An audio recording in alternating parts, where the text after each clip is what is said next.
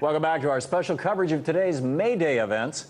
May Day used to be a day set aside for immigrant workers in America. However, after opposition from the U.S. government, that day quickly lost most of its relevance to our country. But despite being dormant for decades, May Day and its legacy are able to live on today, thanks in large part to America's immigrant workers. In 2006, immigrant activists organized A Day Without an Immigrant, a nationwide strike of immigrant workers. It turned out to be one of the largest demonstrations and protests of workers in American history. And today, immigrant activists are making their make on this year's, on this year's May Day as well. Joining me now to discuss this is Axel Caballero, founder and producer of Cuéntame, a Brave New Foundation campaign. Axel, I did it again. Cuéntame, see? It's just a little accent over here. Please say it for me. Okay. Cuéntame. Cuéntame, yes. So what is Cuéntame and how is it being used to promote workers' rights for Mexican and Latino workers in America?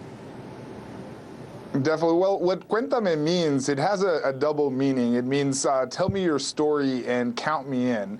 And what we're doing is we're telling stories and getting people counted. And we tell stories through documentary series campaigns where we partner with a wide variety of organizations to really promote those stories, particularly in this case of Latino workers and workers in general who are facing some challenges from their employers.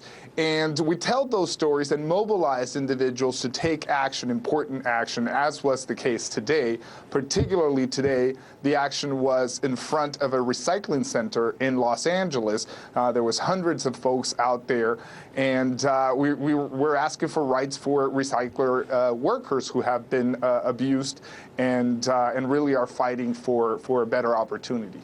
And you're asking people to contact the government in that area. It's not just Los Angeles, and do something about the way that these workers are being abused by these private contractors?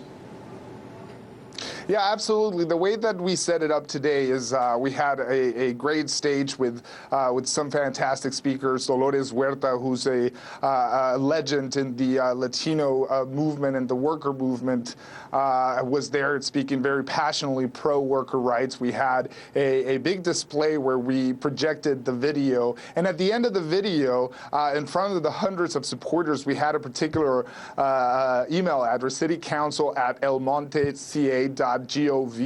And what that address was is because that city in particular is dishing out a contract to American Reclamation, which is the big private recycling center, and is doing so ignoring the facts that this corporation, which makes a lot of money, is consistently abusing workers and primarily Latino workers. It is not providing the safety.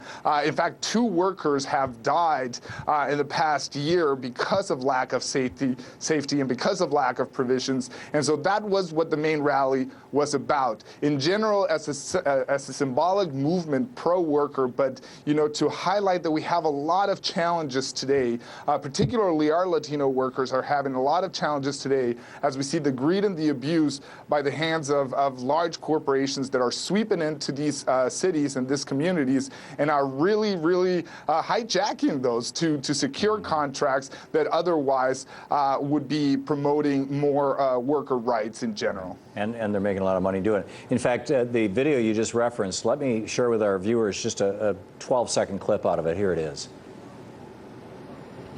Aquí no tenemos nada. Aquí estamos a la misericordia de Dios en esta compañía. Nos toman igual o peor que la basura. Hoy les sirves, mañana ya no, ¿ok? Te corren.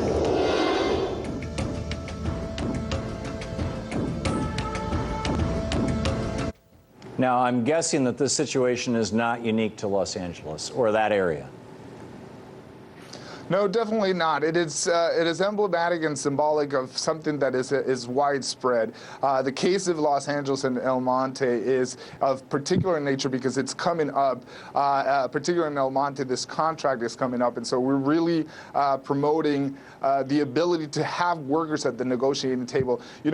Most forget that what these corporations, what these services are provided, they're provided by workers, by labor. And so when you exclude them from the negotiating table, accountable, when you exclude them from pretty much every decision that the city council does, and you exclude their rights, as part of our contract, and you're only talking about what is going to line the pockets of the CEOs, then we have a problem. And this is systematic across the country in many places where we're privatizing a lot of public services and dishing out those contracts to these big corporations, and we're forgetting that the essence of it is our workers. Yeah, and the workers are the ones who are ending up being abused. You guys are doing a great job of publicizing this, and keep it up. Thanks so much, Axel, for being with us today. Thank you so much, and I invite everyone to visit and watch the video at facebook.com/Cuéntame. Thank you, Axel.